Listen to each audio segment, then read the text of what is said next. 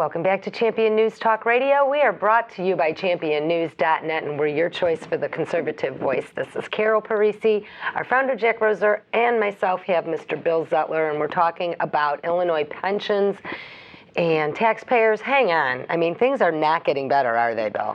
No, things are getting worse. There's no resolution in Springfield to solve this problem. The most recent offered by the Democrats was to, hold on, to decrease the employee contribution rate by 1%. So the employees will contribute less than they contribute now. That's going to solve a $200 billion problem. It's in the wrong direction. It's in the wrong direction. I mean, it's insanity. How could anybody, what is the justification for that foolishness? They want to limit the COLA in certain cases, but the trade-off is ridiculous. COLA is the cost of living adjustment every year. Right now they get 3% no matter what. Every year. Every year, so they're negotiating maybe half of the CPI, maybe with a bottom, maybe with a top. But in exchange for that, the dear employees would have to contribute less than they contribute now. Bill, and the reform, so-called, that they're talking about in Springfield right now have to do only with the people that are presently employed, right? It Yes. doesn't have anything to do with these $500,000 pensions, or the ones I really hate to see is these superintendents come out of there probably every 5 years or so. One of them goes, and then you get another one in the parade of retirees. And every single one of them has a $100,000 pension. I cannot remember a superintendent who did not retire with a $100,000 pension. The ones I've looked at recently have all been either, well, they cluster around 200,000, Yes. more or less, and they go up over the years. And they're getting their 3%, so you know it's going to double in 24 So you got years. this parade of superintendents and assistant superintendents and finance people, Yes. and on and on and on and on and on it goes, this parade of the privileged people Yes. out of the system. Not even, some of the teachers know how to work it. I know in some of the data you gave me, there was a fourth grade geography teacher making $145,000 a year. Yes, there is. Who in the private sector can get a pension like this?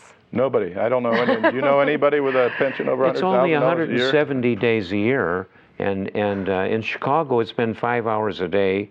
They're approaching 6. Well, They do such a great job educating those kids with the lowest graduation rate. I'd like to jump back to what we were talking about, the amount of money that the IEA puts into campaigns, which for me should be illegal.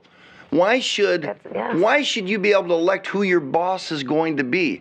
We've got this pension problem. We got teachers retiring early. We got COLAs that are off the charts because the IEA are buying politicians. But it's only the Democrat politicians. No, I want to ask you this. Yeah, This is for absolutely. Jack and Bill, because we've got a candidate, a Republican candidate, Kirk Dillard, running for governor in the primaries.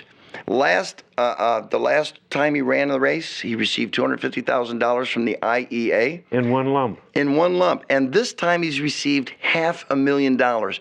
When we have a Republican candidate that's running for office that's taking money from the IEA, shouldn't that be a red flag? And what do we do about it?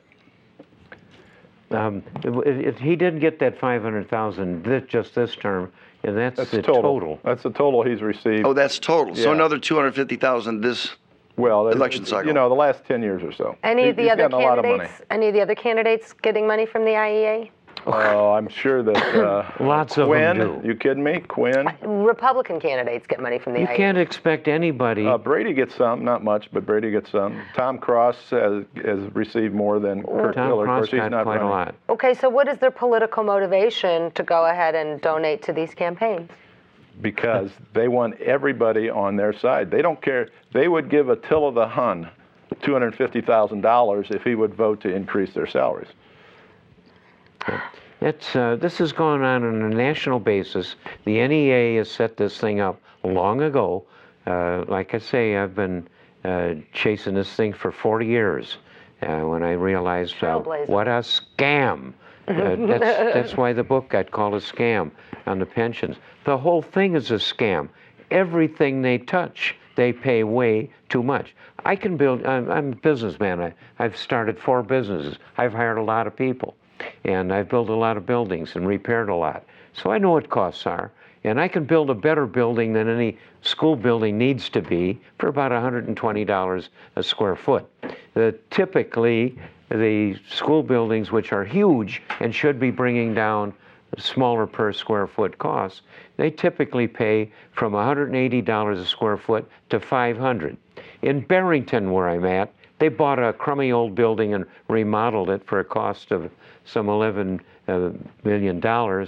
It worked out to $308 a square foot in District 220 in Barrington, where I live. For a rehab? For a rehab, and the building is still a lousy building, and for a purpose that they don't need in Barrington, which is early childhood education.